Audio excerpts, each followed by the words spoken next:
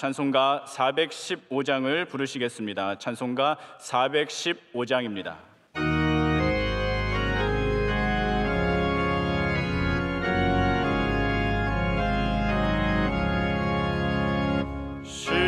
십자가 그늘 아래 나시기 원하네. 저 햇볕이 뜨겁고 또 짐이 무거워. 이 광야 같은 세상에 늘 방황할 주 십자가의 그늘에 내 싣고 찾았네. 십자가 그늘에서 나 길이 살겠네. 나 사모하는 광채는 주 얼굴뿐이라. 이 세상 나를 버려도 나 두려움 없네. 내 한량 없는 영광은 십자가뿐이라.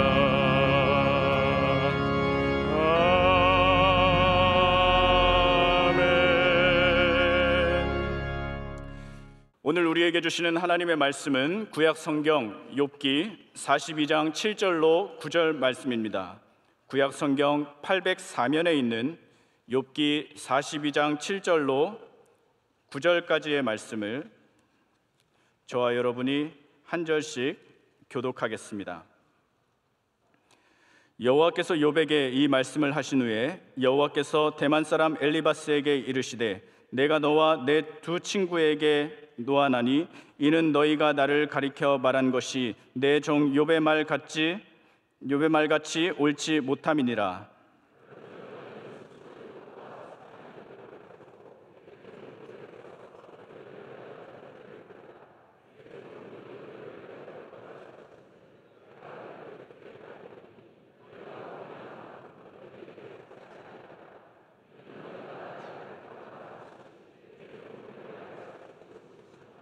함께합니다. 이에 대만 사람 엘리바스와 수아 사람 빌닷과 나아마 사람 소발이 가서 여호와께서 자기들에게 명령하신 대로 행하니라. 여호와께서 욥을 기쁘게 받으셨더라. 아멘. 교회 사랑하는 찬양대가 찬양으로 하나님께 영광 돌리겠습니다.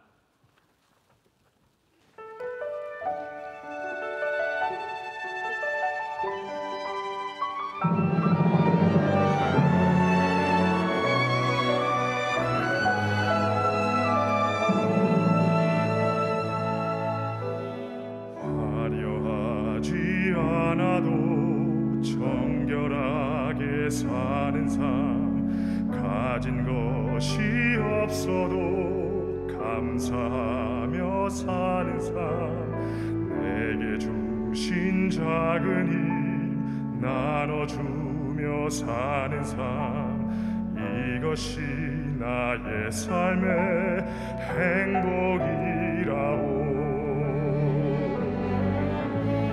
눈물 날이 많지만 기도할 수 있는 것 억울한 일 많으나 주를 위해 사는 것 비록 짧은 작은 삶 주 뜻대로 사는 것 이것이 나의 삶의 행복이라오. 이것이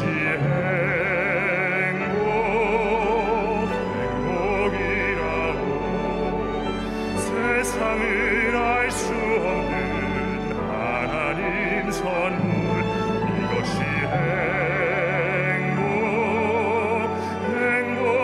행복이라오. 하나님의 자녀로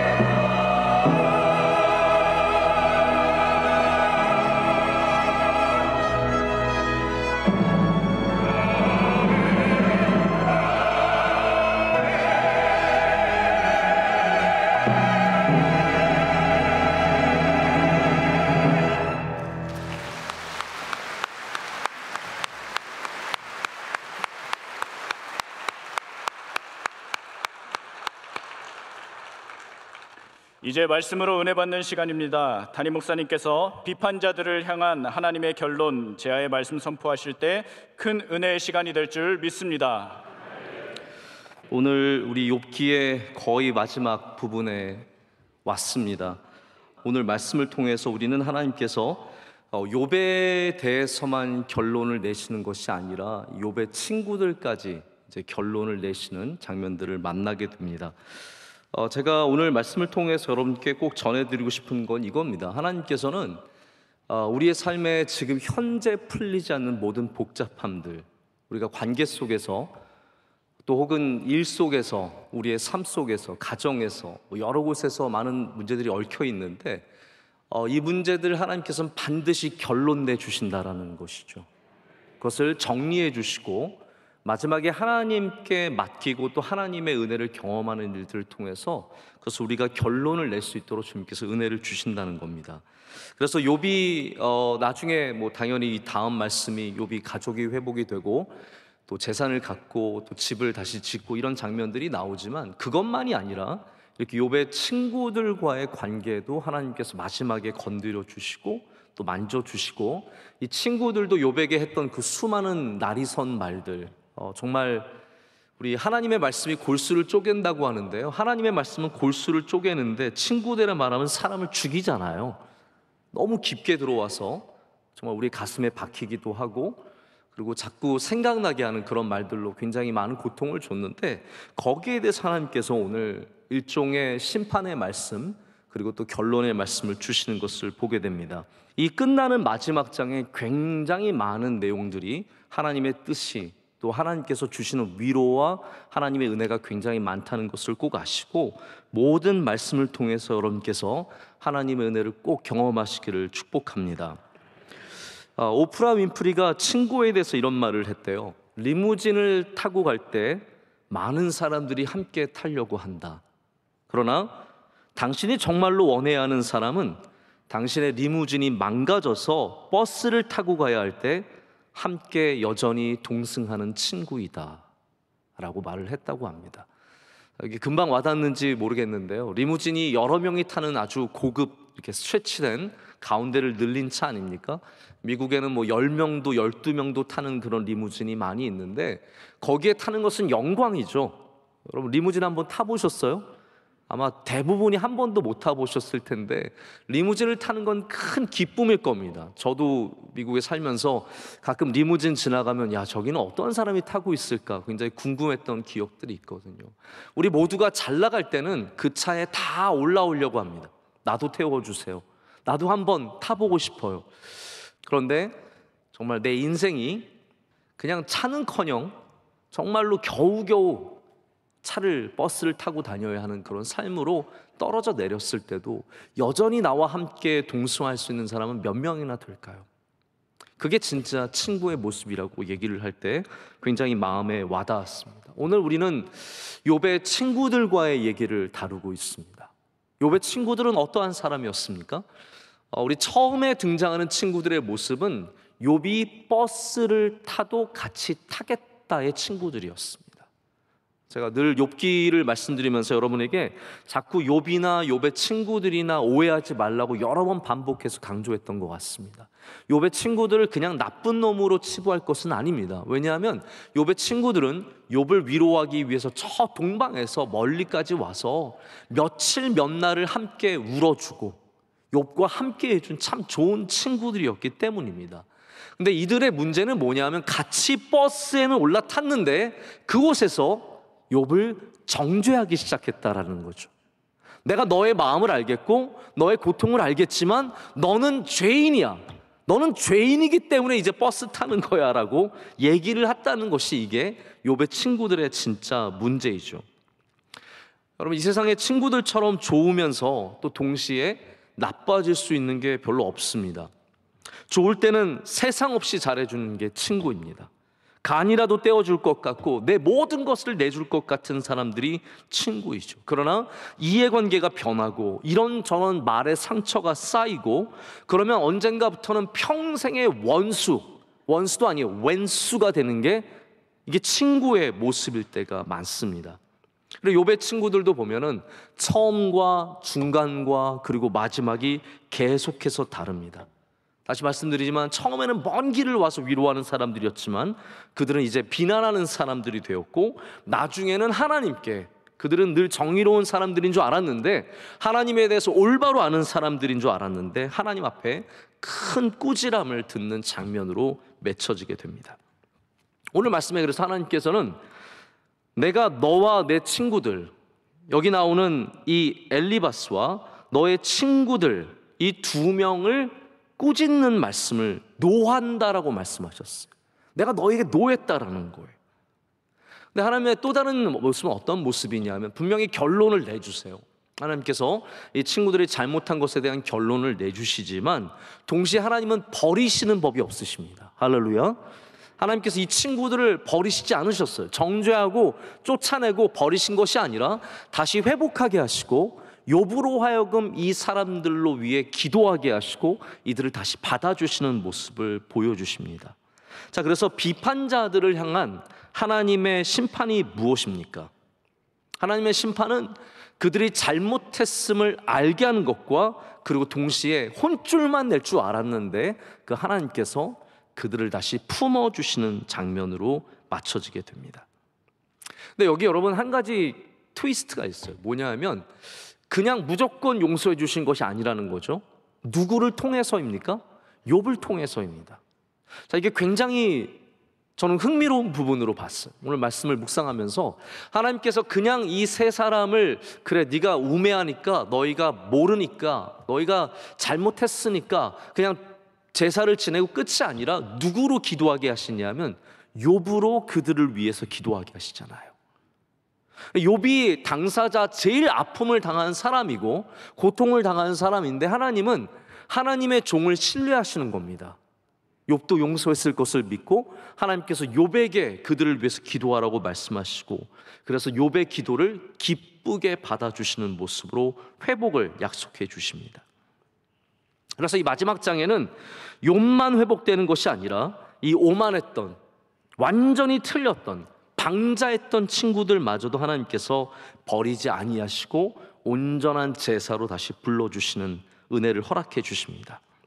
자, 오늘 그렇기 때문에 우리는 이걸 한번 생각해 봐야 합니다.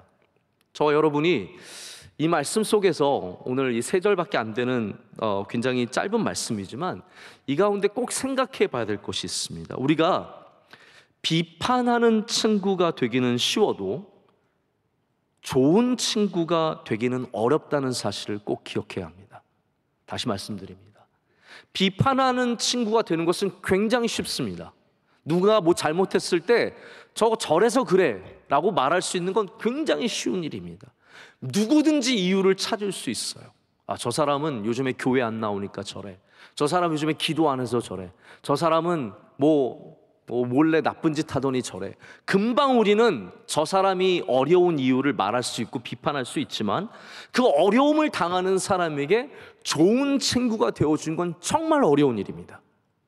고통 중에 있는, 아픔 중에 있는, 병에 걸려 있는, 사업이 망한, 지금 실패를 맛보아서 어쩔 줄 모르는 사람에게 여전히 좋은 친구가 되어주는 것은 굉장히 어렵다는 거죠. 여러분, 이 세상에 비판하는 사람들이 얼마나 많습니까? 우리 교회가 참 좋은 교회입니다. 할렐루야. 저는 그걸 너무나 뼈저리게 느끼고, 그래서 명성교회는 말로 홍보할 수 있는 교회가 아니라 경험해야 하는 교회라고 저는 생각을 해요. 우리 교회가 말로 우리 교회는 몇천 석이고 몇만 명이 다니고 이런 거는 여러분 요즘에 누가 교회 크다고 그게 자랑이 될 수 있습니까? 옛날엔 그랬어요. 제가 볼 때는 한 20년 전에는 우리 명성교회가 세계에서 제일 큰 장로교회입니다 하면 그거 하나가 굉장히 우리 교회를 알리는 중요한 도구가 되었거든요. 시대가 바뀌었어요. 사람들은 이제 크다는 것에 별로 놀라지 않습니다. 감동받지 않아요. 훨씬 더 다른 것들, 우리가 경험할 수 있는 것들, 여러분, 크다는 것은 나에게 아무것도 해주는 게 없어요. 명성교회가 10만 명 등록교인이면 여러분에게 해줄 수 있는 게 뭐가 있습니까? 가만히 생각해보니까 없죠. 지금 뭔가 좀 생각해 보시려고 했는데 특별한 게 없잖아요. 그러나 우리 교회가 사랑하는 교회라면, 그것이 여러분에게 해줄 수 있는 것이 얼마나 많습니까? 할렐루야. 저는 우리 교회가 그런 면에서 참 경험할수록 좋은 교회가 된다고 생각을 합니다. 그래서 앞으로도 명성교회를 홍보하시려고 하면은 뭐 크다, 뭐 좋은 게 많다 이런 걸로 말씀하지 마시고 예배에 은혜가 있다, 우리 서로 사랑한다, 우리 교회는 평안하다, 찬양만 들어도 은혜가 된다, 이런 걸로 여러분 홍보를 하셔야 된다는 거예요. 할렐루야. 여러분, 우리 명성교회 제가 지내보면서 경험해보면 우리 교회처럼 사람들 욕하는 소리가 안 들리는 교회가 별로 없습니다. 이건 굉장히 비정상적인 거예요. 이 정도 크기의 교회가 되면은 정말 끊임없이 누군가를 비판하는 소리가 계속 들려야 돼요. 누구 만나면 또 누구 욕하는 소리 들어야 되고, 투서가 날라와야 되고, 막 그런 게 들려야 되는데, 참 감사한 것은 제가 명성교회 와서 그런 일들을 거의 경험해보지 못했어요. 거의라는 말은 뭐예요? 한두 번은 해봤다라는 거죠.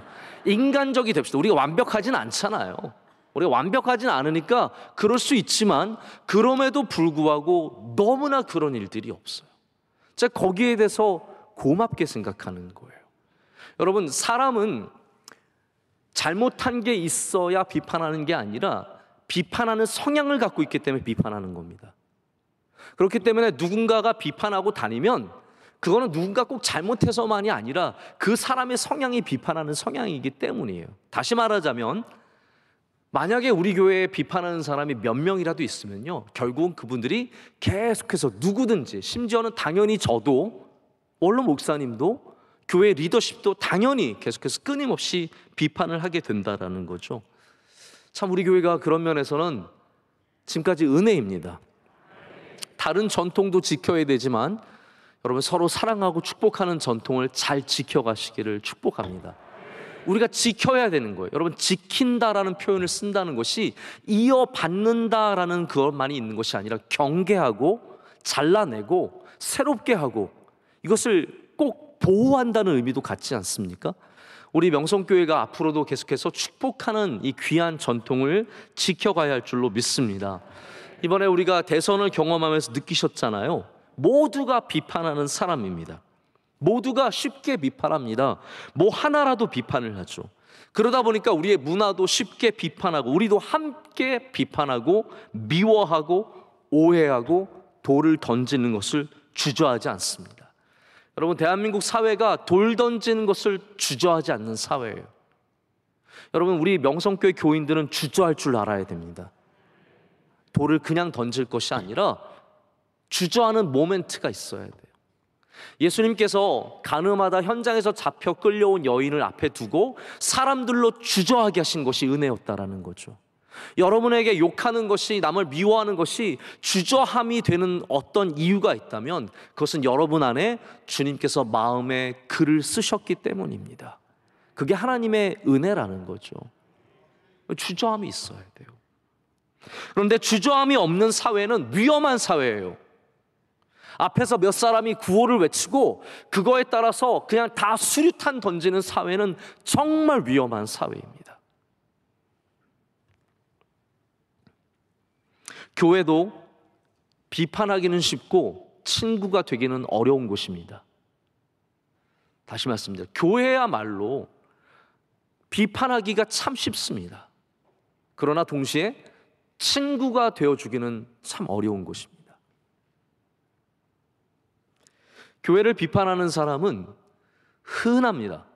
다시 말하면 모두가 다 비판을 하고 있습니다. 제가 바라기는 여러분이 그런 것에 너무 매력을 느끼지 않으셨으면 좋겠습니다.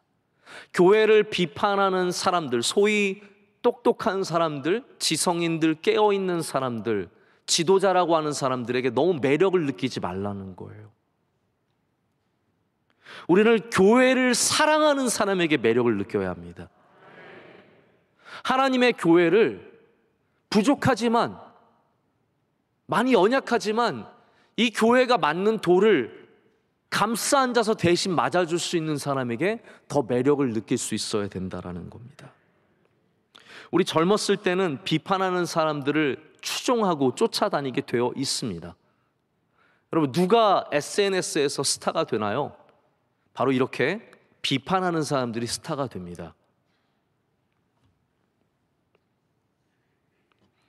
우리는 그런 사람들이 더 훌륭한 줄 알아요.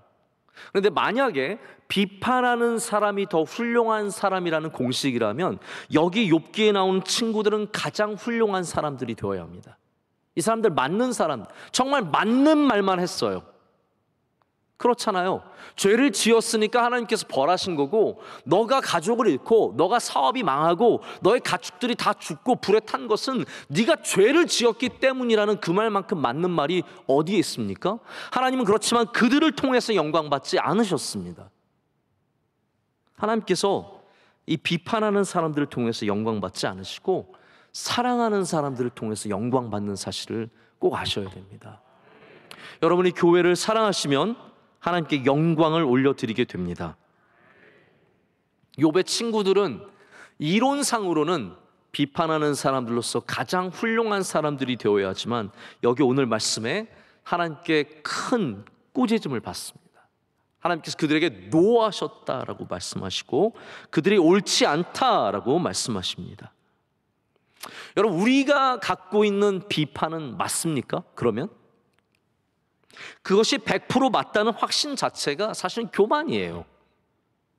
내 비판이 맞다라는 자체가 교만입니다. 저도 가끔씩 이런저런 설교를 들으면서 제 취향과 마음에 드는 설교를 들을 때는 좋아하다가 그렇지 않은 설교를 들을 때는 저도 모르게 비판에 나를 갈고 있는 저를 발견하게 됩니다. 그게 맞는 구석이 있을지라도 하나님 앞에서 정말 귀한 모습일까요? 제가 제 자신을 돌아봤을 때 제가 하나님 앞에 얼마나 교만한 종인지를 보게 되더라고요. 여러분, 사랑하시면 복이 있습니다. 축복하시면 복이 있습니다. 그래서 하나님은 마지막에 욥에게 축복하라고 말씀하시는 거예요. 너 축복해라. 너 내 종이니까 이 친구들 영원히 미워하지 말고 이제 그들을 위해서 기도해라. 내가 너의 기도를 받아줄게. 하나님께서 이게 욥의 친구들에게만 좋은 일 하시는 걸까요? 저는 그렇게 생각하지 않아요. 이거 욥을 회복시켜 주시는 것이고 욥을 귀하게 만들어 주시는 거예요. 여러분이 만약에 여러분을 비난하고 여러분을 미워하고 여러분을 어렵게 한 사람을 떠올리면서 오늘 이 시간 그들을 축복하는 기도를 드리시면 하나님께서 여러분의 영혼을 축복해 주실 줄로 믿습니다. 하나님께서 그것을 절대로 거부하지 않으실 거예요. 그리고 여러분의 영혼을 새롭게 하시고 회복하게 하시고 끊임없는 미움의 그 굴레에서 벗어나게 하셔서 우리로 예수 그리스도 안에 있는 참 자유를 갖게 하실 줄로 믿습니다. 하나님이 욥에게 기회를 주신 거죠. 친구에게만 기회를 주신 것이 아니라 욥에게도 기회를 주셨다는 겁니다.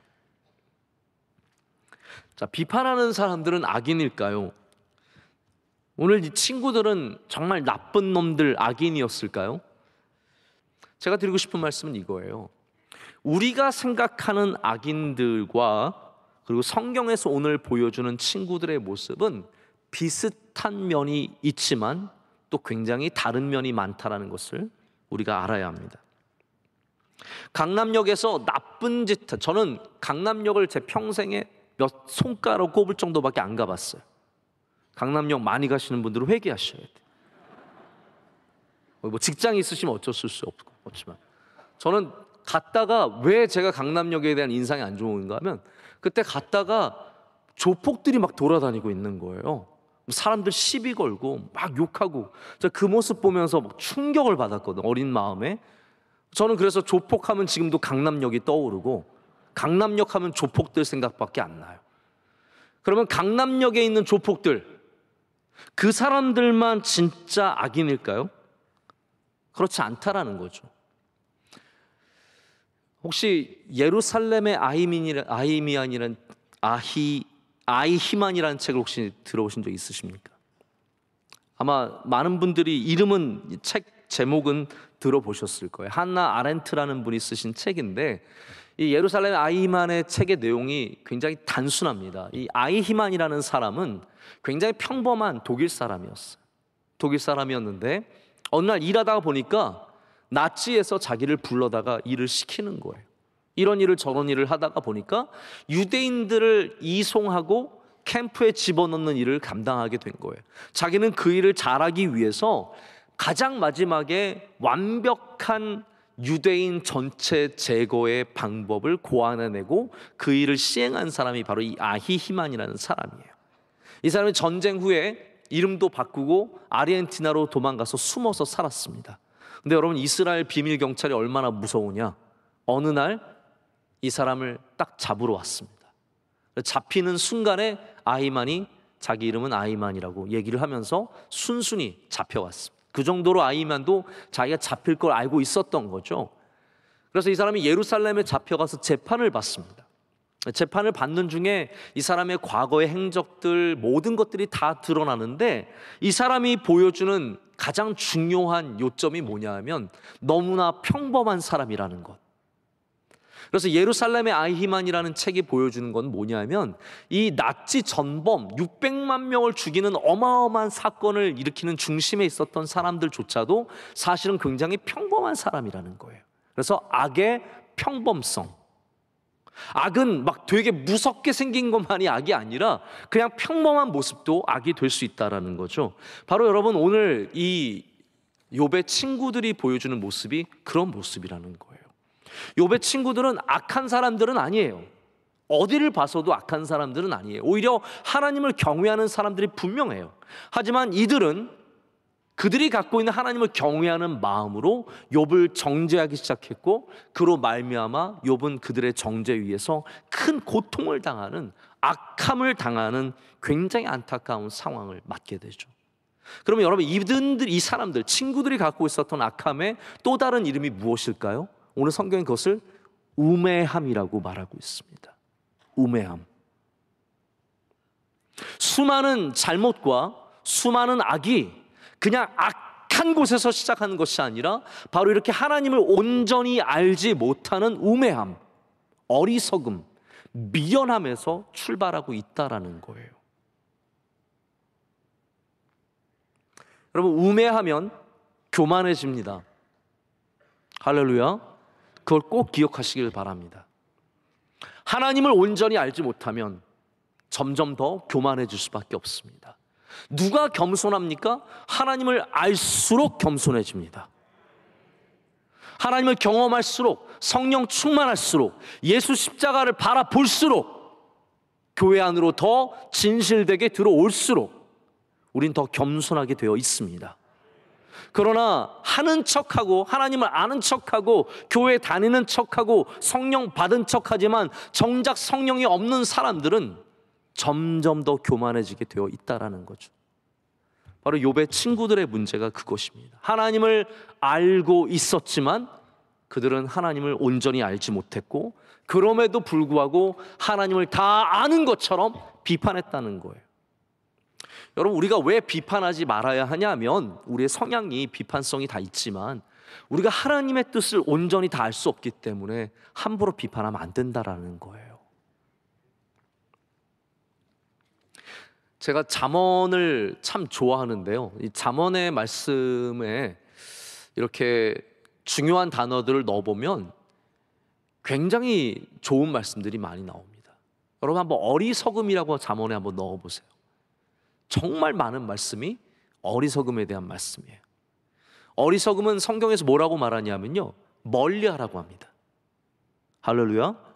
멀리해야 된다는 거예요. 우매함도 마찬가지입니다. 멀리해야 하는 것이 우매함입니다. 미련함은 절대적으로 멀리해야 됩니다. 제가 예전에 한번 미련함에 대해서 우리 청년대학교에서 설교한 적이 있는데, 그때 본문이 이거였어요. 잠언 17장 12절인데요 제가 읽어드릴게요. 차라리 새끼 빼앗긴 앙콤을 만날지언정 미련한 일을 행하는 미련한 자를 만나지 말 것이니라.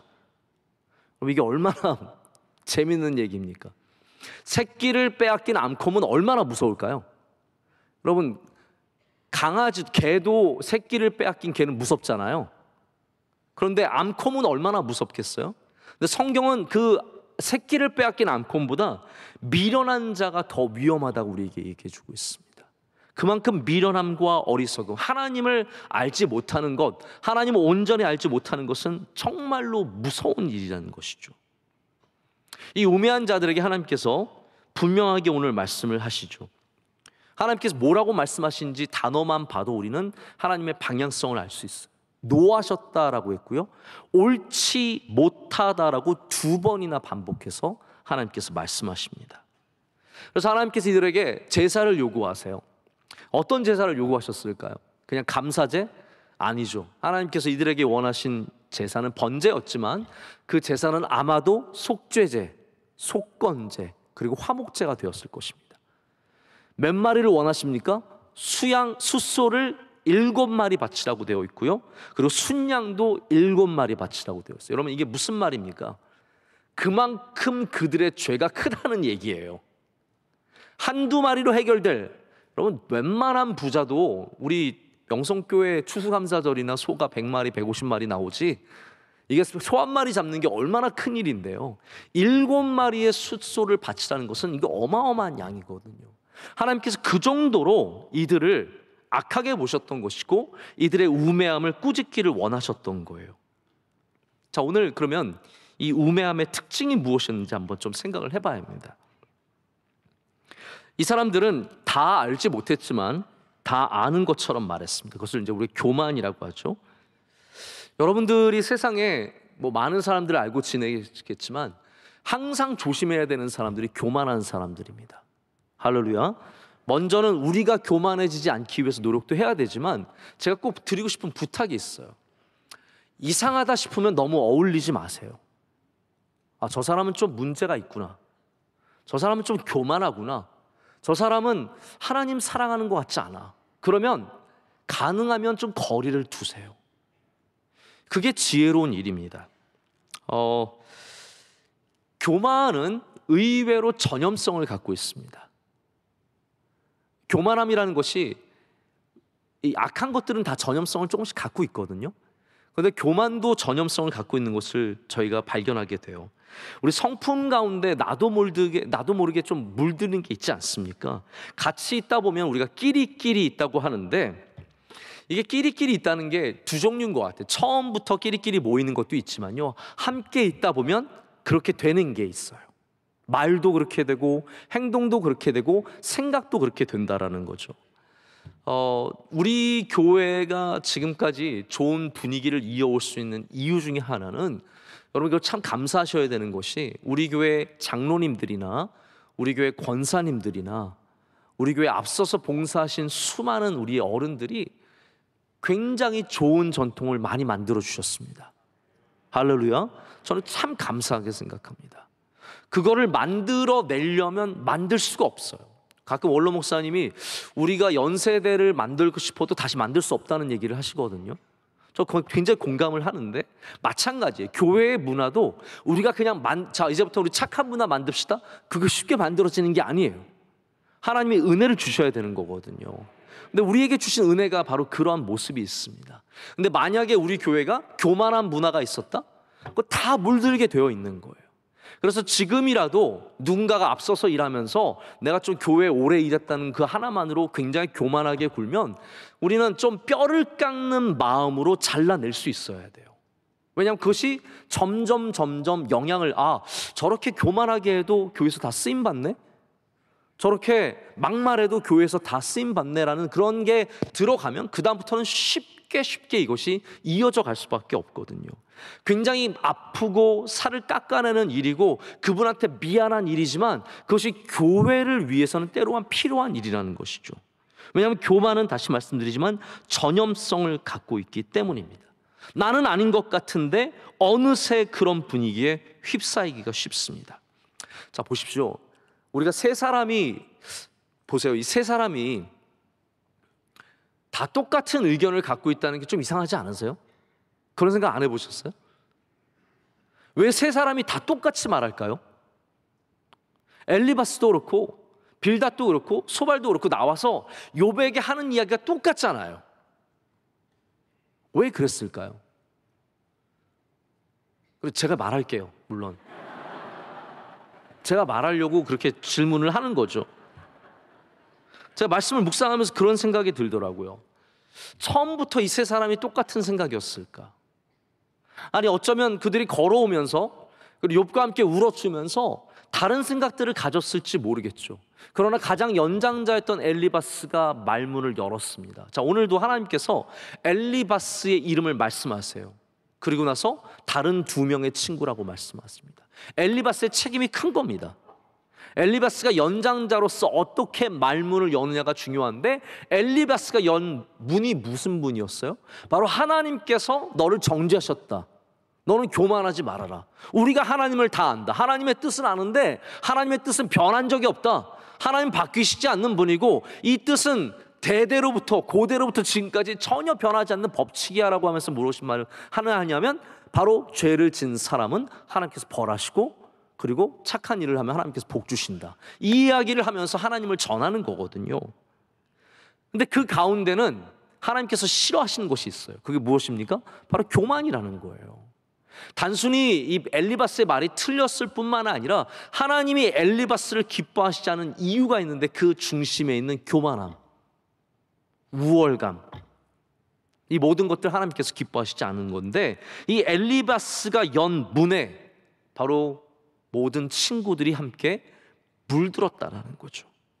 그들도 함께 합을 맞추고 박자를 맞추고 박수를 쳐주면서 같은 분위기가 돼서 점점 정죄하는, 슬퍼하는 분위기에서 점점 정죄하는 분위기가 되고 나중에는 아주 우습게 여기는 분위기로 바뀌는 것을 보게 됩니다.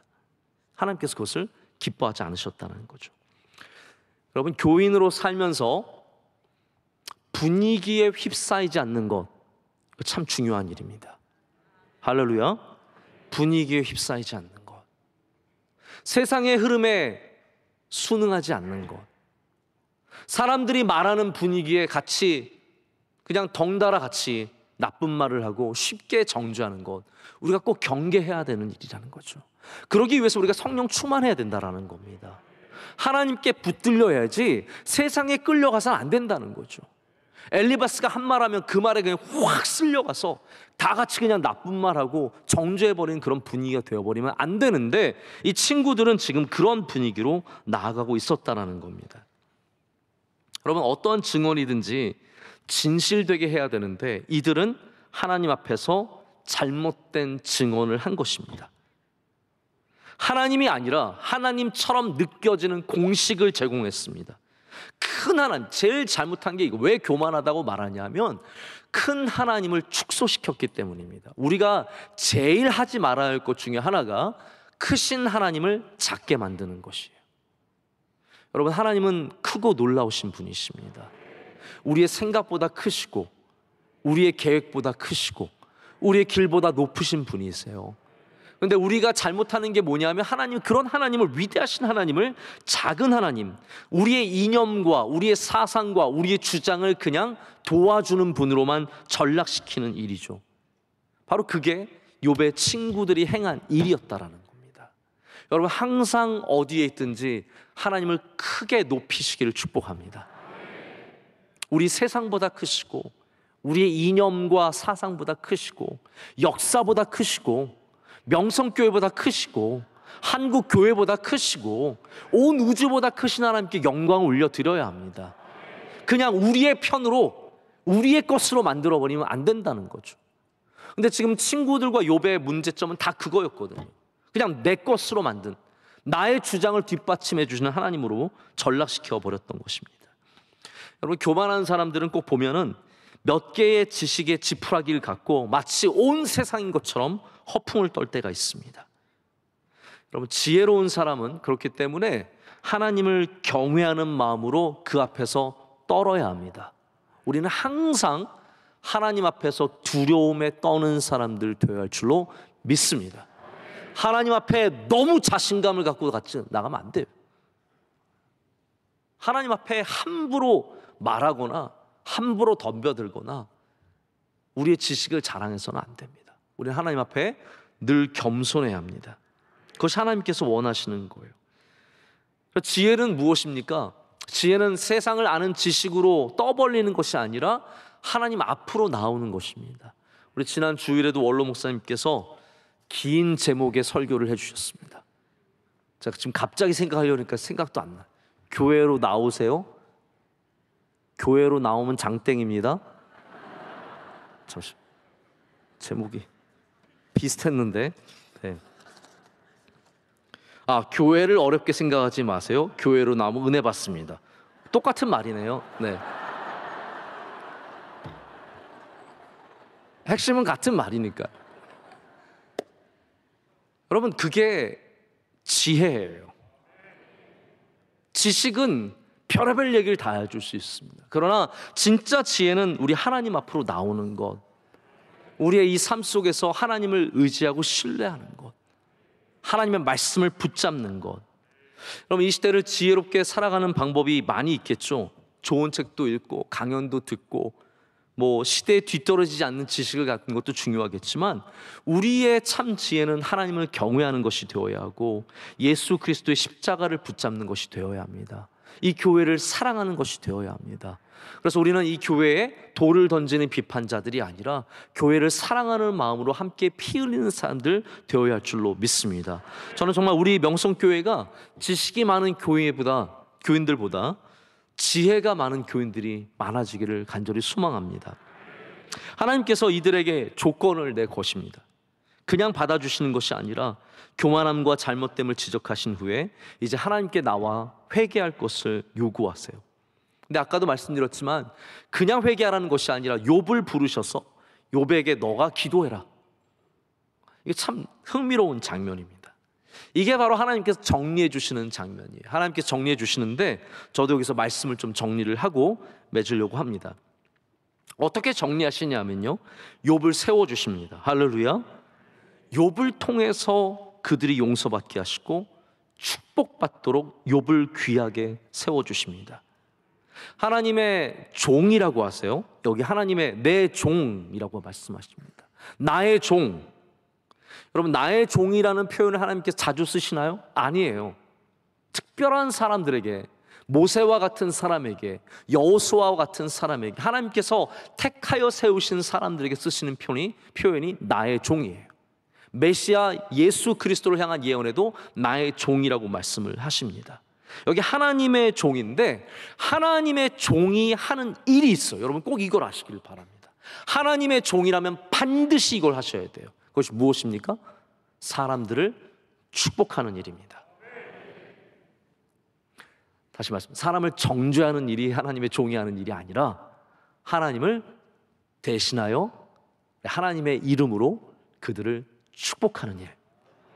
이것이 바로 하나님의 종, 하나님의 부르심을 받은 사람들이 해야 하는 일임을 하나님께서 마지막에도 우리에게 가르쳐주고 계십니다. 여러분, 누가 우리의 삶을 정리해 주실 수 있으실까요? 여러분의 복잡한 삶, 해결되지 않는 문제들, 우리의 관계 속에서 억울한 일을 당하고 비난을 받고, 제가 꼭 우리의 상황을 말씀드리는 게 아닙니다. 여러분들이 당하는, 우리가 당하는, 개인 한 명 한 명이 당하는, 우리가 공동체로서 당하는 수많은 억울한 일들과 이상한 일들, 때로는 받는 악과 그러한 행위들, 그거 누가 정리해 주십니까? 하나님이 해주신다라는 거예요. 오늘 말씀은 바로 그러한 위로가 있는 말씀이에요. 이 세상에 억울하신 분들, 정말로 안타까운 일들을 당하신 분들, 괴로운 일들을 당하신 분들, 여러분 하나님을 신뢰하시길 축복합니다. 왜냐하면 하나님께서 정리해 주시기 때문입니다. 세상이 정리해 주지 못하는 것, 세상이 결론 내지 못하는 것들, 하나님께서는 정리해 주신다는 거죠. 이 세상에 정리가 안 될 것 같은 게 있어요. 얽히고 설키고 상처가 쌓이고 골마서 터지고, 우리가 그런 걸 다 정리를 할 수가 없습니다. 여러분, 집안 정리하는 거 쉬우신가요? 저도 오늘 제가 책장을 정리를 했는데, 제 뒤에 큰 책장이 있는데 벌써 몇 년 동안 쓰다 보니까 이것저것 별의별 것이 다 있고, 막 몇 년 된 유통기한 지난 것들이 많이 있고, 안 보는 책들도 많이 있어가지고요, 제가 오늘 봉지를 하나 큰 걸 달라 그래서 가득 채웠어요. 근데 가득 채우고 정리한 걸 보니까 그대로예요. 제가 없앤 거 어마어마하게 많은데 모습은 그대로 있더라고요. 여러분, 정리하는 게 쉬운가요? 절대로 정리하는 게 쉽지 않습니다. 엉망진창인 거 하루 종일 붙잡고 있어도 요만큼도 정리 안 되는 것들이 많이 있습니다. 그러나 하나님께서 정리해 주시면 거기에 은혜가 있습니다. 야곱의 집안은 엉망이었어요. 요셉은 죽은 줄 알았고 형제들끼리는 서로 다투고 있었고요. 그런 복잡한 집안에 하나님께서 은혜를 주셔서 정리해 주셨습니다. 정리가 되고 나니까 그 집안은 하나님의 가장 축복을 받는 12지파가 된 이스라엘의 지파가 되었습니다. 할렐루야. 하나님이 정리해 주시는 거예요.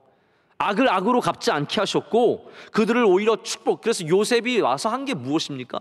형들을 축복하는 거예요. 악을 악으로 갚은 것이 아니라 형들을 축복하는 하나님의 종의 역할을 감당하게 된 거죠. 다윗을 보십시오. 여러분, 다윗의 삶이 어떻게 정리가 될 수 있을까요? 그가 뭐 사울을 죽이면 정리가 될 수 있을까요? 안 되잖아요. 근데 하나님께서 다윗의 삶을 정리해 주셨습니다. 다윗은 무엇을 했습니까? 사람들을 축복하는 일들을 했습니다.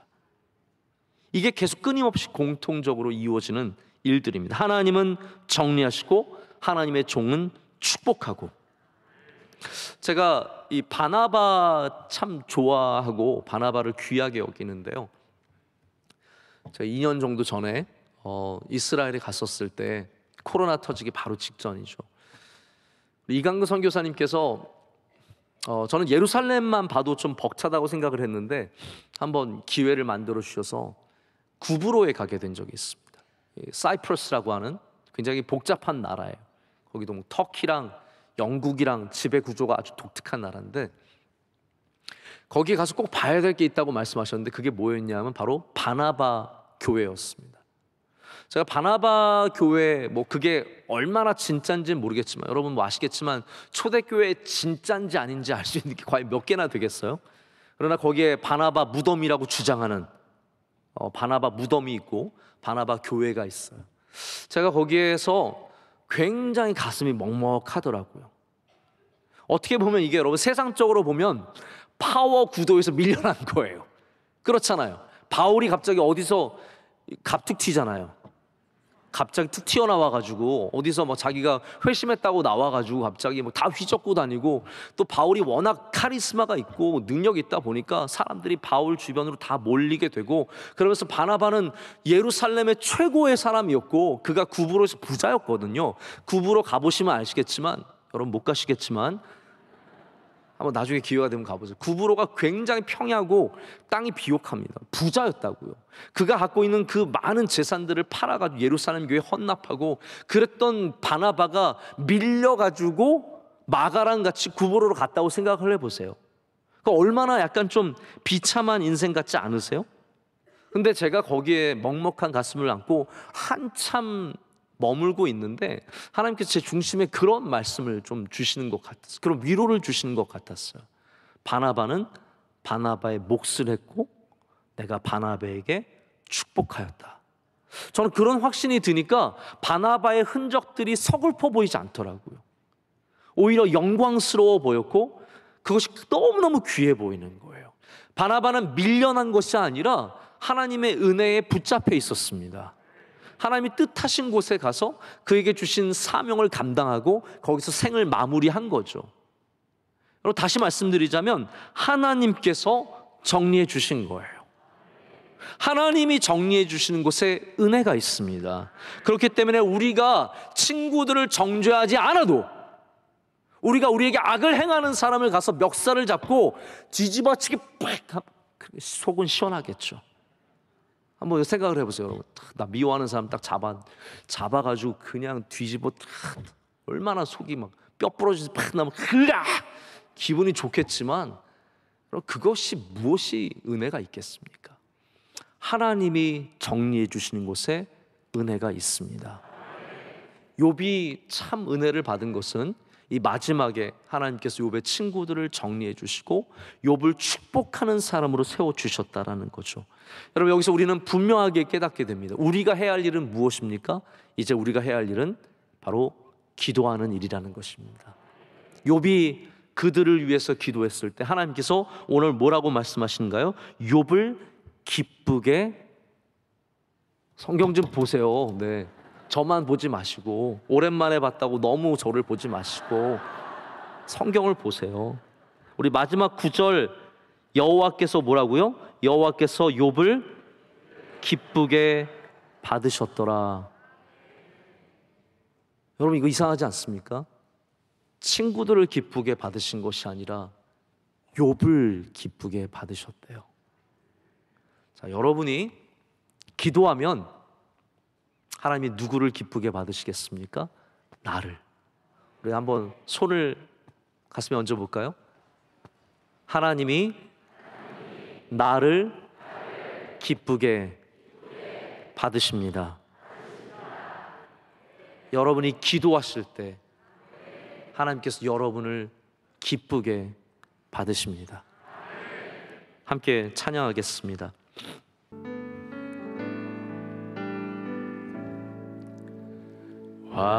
화려하지 않아도 정결하게 사는 삶, 가진 것이 적어도 감사하며 사는 삶, 내게 주신 작은 힘 나눠주며 사는 삶, 이것이 나의 삶의 행복이라오.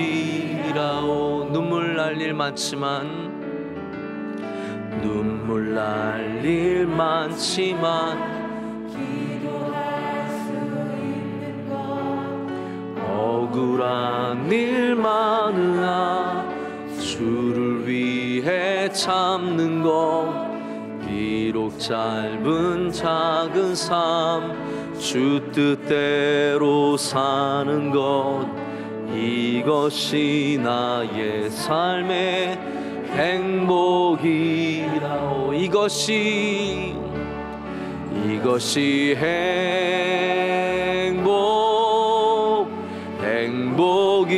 행복이라오.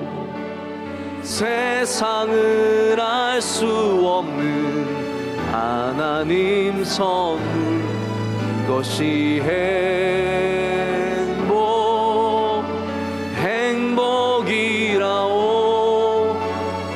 하나님의 자녀로 살아가는 것, 이것이 행복이라오. 이제는 우리 주 예수 그리스도의 크신 은혜와 하나님 아버지의 영원하신 사랑과 성령님의 함께하심과 임재하심이 주의 말씀을 붙잡고 우리를 회복하시는 하나님을 붙잡고 나아가는 주의 모든 사랑하는 성도들에게 이제로부터 영원토록 함께하시기를 간절히 축원하옵나이다. 아멘.